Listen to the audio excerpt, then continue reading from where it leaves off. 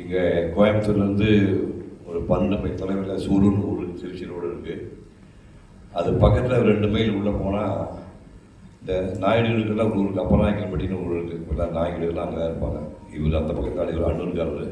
இந்த அப்பநாயக்கன்பட்டி போகிறதுக்கு முன்னாடி வந்து காசிகவுண்டன்புதூர் ஒரு சின்ன ஊர் இருக்குது. அது இப்போ கூட நிறைய பேர் தெரியாது. காசிகவுண்டன்புதூர் அந்த ஊரில் பேர் எவ்வளோ இருக்கோ அந்த அளவுக்கு தான் வீடுகள் இருக்குது.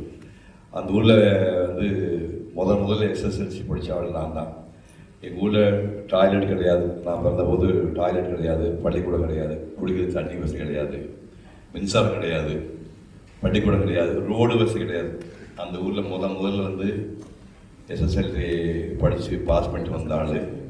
கலைஞரில் வந்து கல்யாணசாமி நாயுடுன்னு ஒரு வாத்தியார் ப்ரைவேட் பள்ளிக்கூடம் நடத்தினார். கல்மண்டபம் தான். அது ஊருக்கு நடுவில் இருக்கும். கல்மண்டபத்துக்கு மேலே வந்து ஒரு 25 பசங்க தான் உட்கார முடியும். அதை ரோட்டில் மாடு சாணம் போட்டு போனால் நாங்கள் ஸ்டூடெண்ட்ஸு இந்த சாணத்தில் எடுத்துகிட்டு போய் கலைச்சி அதை வெளியே விட்டு அதில் தான் உட்காந்து படிப்போம். 4ஆம் கிளாஸ் வரைக்கும் தான் அங்கே படித்து அதுக்கப்புறம் சூலூர் பள்ளிக்கு எடுத்து வந்துட்டோம். இப்போ ஒரு கணக்கு நான் சொல்கிறேன். அந்த கணக்கு யார் போட்டு கொடுத்தாலும் இந்த பாருங்க பாக்கெட்டில் 2000 ரூபா வச்சுட்டு கொடுத்துட்றேன். 4 அரைக்கால் காசுக்கு 4 அரைக்கால் கத்திரிக்காய், 1 காசுக்கு எத்தனை கத்திரிக்காய்? இல்லை, இவர் 10 வருஷமே சொல்லலாம். 4 அரைக்கால் காசுக்கு 4 அரைக்கால் கத்திரிக்காய், 1 காசுக்கு எத்தனை கத்திரிக்காய்? நந்திரின்னு சொல்லலாம். யார் சொன்னாலும் சொல்லியா போயாயோ கணக்கு இல்லையான. இந்த கணக்கு இதுவரை தமிழ்நாட்டில் யாருமே போட்டதில்லை. இந்த கணக்கில் எனக்கு 4ஆம் கிளாஸ் சொல்லி கொடுத்த வாத்தியார். அங்கேருந்து அப்புறம் சூலூரில் வந்து எஸ்எல்சி முடித்தேன். அப்புறம் சென்னை வந்தேன். இங்கே பிஎஸ்சி காலேஜ் வந்து கம்ப்யூட்டர் சயின்ஸ் எடுத்துகிட்டு என்ஜினியர் ஆகிக்க வேண்டியவன். இல்லை நீ ஓவியத்துறையில் பெரியடாக வர வேண்டும். என்னை வந்து இன்னொரு வாத்தியார் வழிகாட்டினா தான் நான் சென்னைக்கு போயிட்டேன்.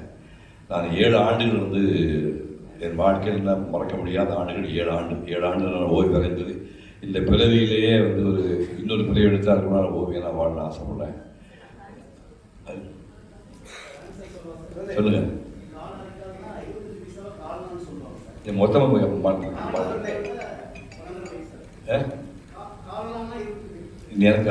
1 காசு எத்தனை அதிகாரம் சொல்லு. 1 காசு எத்தனை ரெடி சத்தியமாக காசு கொடுங்க. 4 அரைக்கால் காசுக்கு 4 அரைக்கால் கத்திரிக்காய், 1 காசுக்கு எத்தனை கத்திரிக்காய்? 4 கிலோ. நீ காசு கேவலப்படுத்தி தமிழ்நாட்டில் எவரும் போடுறது நீ மட்டும் போட்டால் தமிழ்நாடு கேட்டு போக கேவலப்படிக்கல. இப்படி படிச்சுட்டு சென்னை போனேன். சென்னை போய் படித்தேன். 1962 பிறந்தவங்க எத்தனை மணிக்கு 10 வருஷத்தில் விட்டுருங்க. சத்யராஜ் எந்த வருஷம் வந்தீங்க? 54. அவன் சேர்த்துக்கலாம். சத்யராஜ் வந்து 8 வயசு பையனாக இருக்கும்போது நான் வந்து என்னுடைய 21 வயசில் தஞ்சாவூருக்கு போய் தஞ்சாவூர் கோயில் முன்னாடி உட்காந்து காலையில் 7 மணிலேருந்து மத்தியானம் 2 மணிக்கு ஒன்றுக்கு போகாமல் தண்ணி குடிக்காமல் தஞ்சாவூர் கோயில் நான் வரைஞ்சேன். இப்போ போன 10 நாளைக்கு முன்னாடி கூட அந்த கோயிலுக்கு போயிட்டு வந்தேன். 1962 1662 போய் 7 மணி நேரம் நடு ரோட்டில் உட்காந்து வரைஞ்ச கோயில் தஞ்சாவூர் கோயில். 7 மணி நேரம். அதுக்கப்புறம் வந்து அதே 62 20 வயசில் மதுரைக்கு போனேன். மதுரைக்கு போய் மீனாட்சி அம்மன் கோயிலுக்குள்ள மீனாட்சி அம்மன் காலை 8 மணிக்கு உட்காந்து சாயங்காலம் 8 மணிக்கு உட்காந்து சாயங்காலம் 5 மணி வரைக்கும் 10 மணி நேரம் வரைஞ்ச ஓவியம். 10 மணி நேரம் மத்தியானம் சாப்பிடல, வெறும் தண்ணி மட்டும் குடிச்சிட்டு அது 8 மணிலேருந்து சாயங்காலம் 5 வரைக்கும் வரைஞ்ச ஓவியம் 10 மணி நேரம். மதுரை மீனாட்சி அம்மன் கோயில். மகாபலிபுரத்துக்கு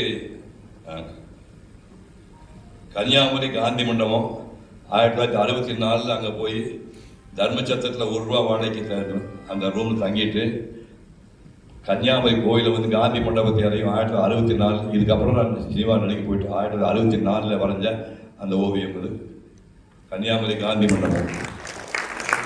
இதெல்லாம் 3 இயர்ஸில் வரைஞ்ச ஓவியங்கள். இதெல்லாம் எப்படி வரையணும்னு கேட்பீங்க. அதுதான் வரைவேன் நினச்சிக்காதீங்க. ஹியூமன் பாடி படமாக வரைவேன். ஒரு சின்ன பாப்பா ஒன்று அழுதுட்டு இருக்க மாதிரி படம் வரைஞ்சேன். அப்புறம் நான் பேச்சலாக இருந்தேன். பார்த்துட்டு இந்த காலேஜ் போகிற பொண்ணுங்க இந்த படத்தை கொடுத்துருங்க சார், உங்களை கல்யாணம் பண்ணிக்கிறேன்னு சொல்லிச்சு. இல்லை உனக்கு கல்யாணம் பண்ணிக்க வாய்ப்பில்லை, கொடுக்க முடியாதுன்னு சொல்லிட்டு 1959 வரைஞ்ச ஒரு சின்ன பேபி படம்.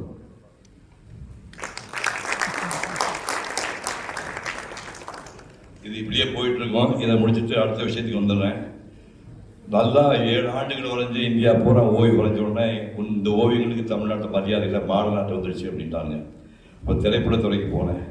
திரைப்படத்துறைக்கு போய் 40 ஆண்டுகள் திரைப்படத்துறை இருந்தால் 192 படங்களை நடித்தேன். 175 படங்கள் ஹீரோவாக நடித்தேன்.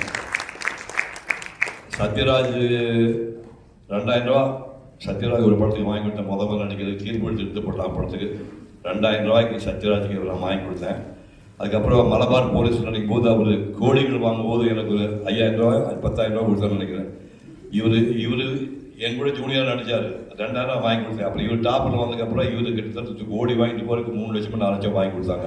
அப்படிலாம் நடிக்க ஆரம்பிச்சு ஒரு முக்கியமான விஷயம், 4 முதலமைச்சர்களோடு நான் இந்த சினிமாவில் சம்மந்தப்பட்டிருக்கேன். ஒரு முதலமைச்சர் எம்ஜிஆர் கூட தெரியும். எம்ஜிஆர் வந்து முதலமைச்சராக இருக்கும்போது அவர் 2 படம் பண்ணியிருக்கேன். ஒரு படம் காவல்காரன், இன்னொரு படம் இதே வேணை. 2மே 100 டேஸ் போச்சு. அந்த படங்கள் காட்டுறேன்.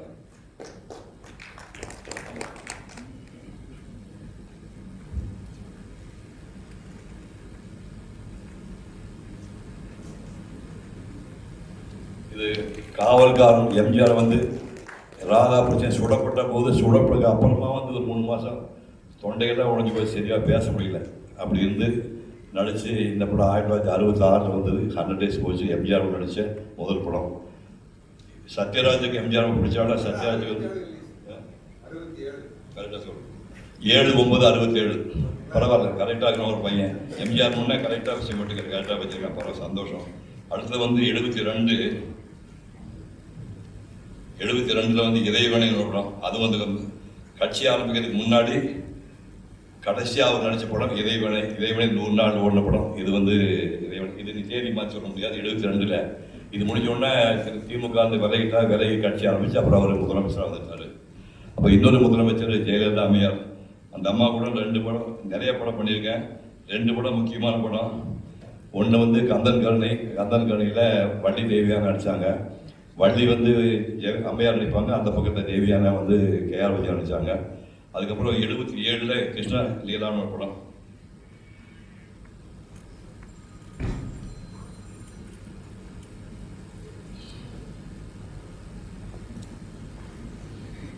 அந்த யூடியூப்பில் போய் பாருங்கள். இந்த காமி சத்யபாமா கதவை திறவாயின் பாட்டெல்லாம் வரும். கிருஷ்ணலீலாவில் நானும் ஸ்ரீவித்யாவும் ஜெயலலிதா நடித்தது. அதில் இந்த அம்மா இதெல்லாம் கற்பனை பண்ண முடியும். இந்த படங்கள் எங்கூட நடிக்கும்போது இந்த அம்மா முதலமைச்சராவான்னு இந்த அம்மா கனவே கண்டுக்க மாட்டாங்க.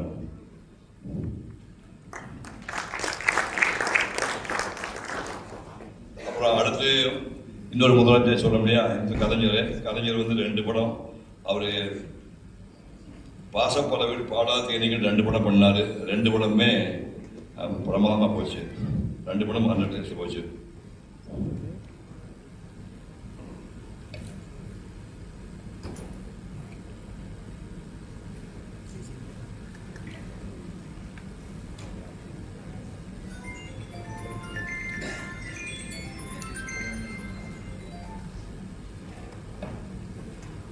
எஸ், பாசப்பலகைகள் வந்து அது 100 டேஸ் போச்சு. 1/1/1988 கலைஞர் தயாரித்தது. அவர் கதை நடத்துனது. அது போச்சு. அது இம்மிடியேட்டாக இன்னொரு படம் எடுத்தோம். அது 8/11/1988. இந்த படம் வந்து 100 டேஸோ. 3 முதலமைச்சர் தாண்டி இன்னொரு முதலமைச்சர் இருக்கிறார். இப்போ முதலமைச்சராக இருக்கார, அவர் கூட ஒரு படத்தில் நடிச்சிருக்கேன். அந்த படம் வந்து 200 நாள் ஓடிச்சு. இந்த படம் என்ன சொல்ல முடியுமா யாராவது? இன்னும் எக்கச்சக்கமான ஆண்டுக்கு போல் இருக்கு. ரோசா வரைகள் எல்லாருமே காதலுக்கு மரியாதை வந்து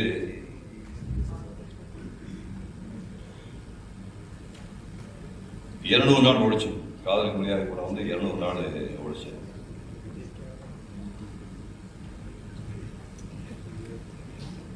பத்தொன்பது 12/12/1997 அவர் என் சன்னா நடித்தார். அந்த படம் வந்து 200 நாள் ஓடிச்சு. ஸோ 4 முதலமைச்சரோடு நடிச்சிருக்கேன்.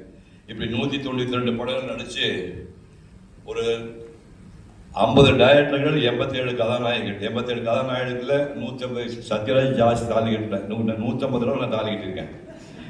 மாங்கல்யம் தந்து நானே மம ஜீவனுக்கு எதுனான்னு சொல்லி 150 பொம்பளைக்கு தாலி கட்டியிருக்கேன். ஒரே நடிகைக்கு 10 படங்களை 10 தடவை தாலி கட்டியிருக்கேன். அப்படியே நடிச்சு இப்போ டயர்டாகி போய் அதுக்கப்புறம் 2005 மேக்கப் போடுறதுக்கு மூட்டை கட்டிட்டேன். சத்யராஜ் மட்டும் சின்ன பையன் நடிச்சிருக்கிறாரு. நான் இனிமேல் சாகும் வரை மேக்கப் போடுறது 2005 நிறுத்திட்டேன். அதுக்கப்புறம் வந்து பேச்சாளனாக மாறினேன். பேச்சாளர் மாறி என்னுடைய 67 வயதில் கம்பராமாயணத்தில் 10,000 பாட்டு இருக்குது. கம்பராமாயணத்தில் 10,000 வச்ச பாட்டு இருக்குது. 10,000 வச்ச பாட்டை வந்து 1000 சுருக்கி 1100 பாட்டாக்கி 100 பாட்டை சொல்லி பிடிக்கும்போது கம்பராமாயண கதை மொத்தத்தையும் சொல்லிடணும். அவ்வளோ பெரிய காவியத்தை வந்து 2 மணி 20 நிமிஷத்தில் ஒரு சொட்டு தண்ணி குடிக்காமல், ஒரு பேப்பரை மனசு வச்சுக்காம, இன்னும் சேர் உட்காராமல், தப்பு தட்டாமல் உளராமல் சொல்லணும். இப்போ நான் ஒரு பாட்டு சொல்கிறேன், அந்த பாட்டை யாராச்சும் திருப்பி சொன்னால் பழையபடி உனக்கு சேர்த்து சொல்கிறேன், 1000 கொடுக்குறேன். வல்லரக்கரின் மால்வரை போய் விழுந்து அல்லறக்கின் உருக்கடல் காட்டு அதற்கு அல்லற்கும் கடுமை அல்லது சில்லர் கொண்ட சேவடி போதன்தான். திருப்பி சொல்லு. பூவிலோன் புதல்வன் மைந்தன் புதல்வை முப்புலங்கள் செற்ற சேவரோன் துணைவனான செங்கையல் தங்கை தெற்கில் மாயெல்லாம் தொலைத்து வெள்ளிமலை எடுத்து உலகம் மூன்றும் காவலோன் பெண்ணை காமவல்லியாம் கன்னி என்றாள். யாராவது சொல்லுங்க, என்னென்ன சொல்லுங்க. புலியினரை உடையானும் பொன்னாளை உடைந்தானும் பூவினானும் நலி முலத்தார் அல்ல தேவரை இங்கு யாவரை நாட்டவல்லார் மெலிகப்படை துடிக்கும் முலை வேயிலந்தோள் சேகரிக்கின் வெந்தி மாதர் வலியனிடம் குழுவினும் வணங்காத பழுதினரை வாங்க பண்ணோம். என்ன சொல்லுங்க, சொல்ல முடியாது. இதெல்லாம் வந்து 67 வயசுல மனப்பாடம் பண்ணி அது பேசி உலகம் கூட இப்போ கம்பெனியின் காலம் யூடியூப் போய் பாருங்கன்னா பார்க்கணும். கடைசியாக பண்ணது 81 வயசு யாருக்கு இங்கே ஒரு இவர் 10 வயசு உங்களுக்கு 81. வேற யாரு இவர்? ஓகே, வேற என்ன வயசு உங்களுக்கு? 85. என் வயசு ஓகே. 81 வயசுல திருக்குறளும் சரி 1330 குறள் 330 குறளுக்கு வந்து உங்களுக்கு எல்லாருக்குமே தெரியும். அந்த பாட்டுக்கு ஒரு சின்ன உதாரணம் சொல்றேன் உங்களுக்கு. இன்னா செய்தாலே ஒருத்தல் அவனால நன்னயம் செய்து விடல் அப்படின்னு உனக்கு தெரியும். உனக்கு கெடுதல் பண்ணா கூட அவனே வெக்கப்படுற மாதிரி அவனுக்கு நல்லது சொல்லு அப்படின்னு அர்த்தம். அது இந்த மாதிரி அர்த்தம் நீங்கள் எல்லாருமே சொல்லுவீங்க. இதுக்கு என்ன கதை சொல்லி தெரியுமா? அந்த கதையை சொல்லி நான் ஸ்பீச்சை முடிக்க போகிறேன். இன்னா செய்தாலே ஒருத்தல் அவனால நன்னயம் செய்து விடல் அப்படின்னா உனக்கு ஒரு கெடுதல் பண்ணா அவனே வெக்கப்படுற மாதிரி அவனுக்கு நல்லது செய்ய அப்படின்னு அர்த்தம். அதுக்கு நீங்கள் இப்போ அறிவுப்படுத்த ஒரு பையனை வந்து நெல்சன் மண்டேலா, யார்ப்பா நெல்சன் மண்டேலா, 2 கை காட்டு. நெல்சன் மண்டேலா அங்கே இருக்கிறார். உனக்கு தான் அந்த கதை நான் சொல்ல போகிறேன். நெல்சன் மண்டேலா வந்து 27 ஆண்டுகள் வந்து தனிமை சிறையில் இருந்தவர். கூட ஃப்ரெண்ட்ஸ் எல்லாம் கிடையாது. தனிமை சிறையில் 27 ஆண்டுகள் தனிமை சிறையில் இருக்கிறார். இருந்து வெளியே வந்தார், நாட்டுக்கு அதிபர் ஆகிட்டார். ஒரு நாள் சனி ஞாயிற்றுக்கிழமை வந்து செக்யூரிட்டி பாஸில் குட்டி குட்டி பசங்க 10-20 பேர் டே சும்மா தானே வாங்கடா போய் காலையில் டிஃபன் ஸ்டார்ட் பண்ணலாம்னு கூப்பிட்றாரு. 10 பசங்க செக்யூரிட்டி பாய்ஸ் கூட்டிகிட்டு ஒரு உட்லன்ஸ் மாதிரி ஓட்டலில் போகிறாரு. போய் உட்காந்து உனக்கு என்ன வேணுமா, பூரி வேணும், பொங்கல் வேணும், ஆர்டர் பண்ணிக்கணும் ஆர்டர் பண்ணாங்க. இப்படி ஆர்டர் பண்ணிட்டு இப்படி பார்க்கும்போது ஒரு 4வது சோரில் ஒரு ஆள், ஒரு வயசான ஆள் உட்காந்துருந்தாரு. அவருடைய தம்பி என்னடா பாவம் தனியாக உட்காந்துருக்காரு, அவர் கூப்பிட்றாரு நம்மளோட சாப்பிடுறாரு. பரவாயில்ல போய் போனால் ஐயா என்ன தனியாக பார்த்துக்கீங்க, வாங்க எங்களோட சாப்பிட வாங்க. இல்லை பரவாயில்ல வாங்க ஐயா கூட்டிவா பண்ணால் போய் இந்த பையன் கூப்பிட்டா வந்து உட்காந்தாரு. ஐயாவுக்கு என்ன வேணும் கேளுப்பா அப்படி வேணா ஆர்டர் பண்ணாங்க. வந்தார், இல்லை வாங்கி சாப்பிட்டு அப்படியே நடுமாடி இப்படியே பயந்துட்டு வெளியே போனார். ரொம்ப வயசாகிடுச்சு நடிக்கிட்டு போகிறாருன்னு செக்யூரிட்டி சொல்லலாம். இல்லை அவர் தான் எனக்கு ஜெயிலர். ஜெயிலர்னு என்னத்தான் 27 வயசு நான் ஜெயிலில் போதி வந்தேன், ஜெயில் அதிகாரி. அப்போ என்ன பண்ணுவேன்னா, நான் ஜெயிலுக்குள்ளே போகும்போது இரும்பு எக்கு உடம்பு போட உள்ள போகிறேன், முகமாட்டாளி மாதிரி இரும்பு உடம்பு போட போகிறேன். ஜெயிலுக்குள்ள அச்சுக்களையும் உப்பு இல்லாத கூட கொடுத்து கீழே வரமாக்கிட்டானுங்க. வார ஒரு நாள் பூஜை நடக்குங்க. சட்டி மட்டும் போட்டு நிற்க வச்சுட்டு 100 சவுக்கடி கொடுப்பாங்க, ரத்தம் வராது. 100 சவுக்கடி கொடுப்பாங்க, எங்கேயுமே ரத்தம் வரக்கூடாது, அப்படி நேக்க அடிப்பாங்க. 100 சவுக்கடி முடிஞ்சாச்சா, அடுத்து 100 லத்தி சார்ஜ், ஏன்னு போடக்கூடாது. அடி நினைப்பாங்க, 100 அடி நினச்சிப்பாங்க. லத்தி சார்ஜ் 100 ரூபா பண்ண எப்படி நினச்சிப்பாங்க. 100 லத்தி சார்ஜ் 100 சவுக்கடிக்கு முடிச்சோன்னா சுருண்டு போய் நட்டுக்கு தப்பிச்சு போய் தண்ணின்னு கேட்பேன். உனக்கு தண்ணி வேணுமா, இதை வரேன்னு என் வாயில் எந்த ஆள் ஒன்று கடிப்பான். The great man Nelson Mandela 27 வயசு இருந்து அப்புறம் நாட்டை ஆண்டவனுக்கு அந்த ஜெயிலர் வந்து கொடுத்த தண்டனை வந்து ஒவ்வொரு தடவை இந்த மாதிரி அடித்து முடிச்சுட்டு போகும்போது வாயில் வந்து ஒன்று கடிப்பான். ஒன்றும் சொல்ல முடியாது. மேலெழுத்து உத்தரவு அதை அவன் நிறைவேற்றிருக்கான். அதுக்காக கோச்சு என்ன பண்ணி சொல்லிட்டு நீ வாயாடு கூப்பிட்டு வச்சு நம்ம கூட டிஃபன் சாப்பிட்டு போட்டுன்னு சொல்லிட்டு அதை மன்னித்து விட்டு வாங்கி டிஃபன் வாங்கி கொடுத்தாரு போனால் அப்படி கதை. இன்னா செய்தாலே ஒருத்தர் அவர் நான் நினைக்கிறேன். இந்த மாதிரி 100 கதைகள் தயார் பண்ணி 81 வயசில் 10,000 பேர் முன்னாடி நெட்டில் போய் பாருங்கள். சிவகுமார் திருக்குறள் 100ன்னு போவாங்க, உள்ள 100 கதைகள் ரெடியாக இருக்குது. இந்த மாதிரி 100 கதை 81 வயசில் 10,000 பேர் முன்னாடி 4 மணி நேரம் ஒரு சுட்டு தண்ணி குடிக்காம 81 வயசில் 4 மணி நேரம் இப்போ தான் பேசுகிறேன் 2021.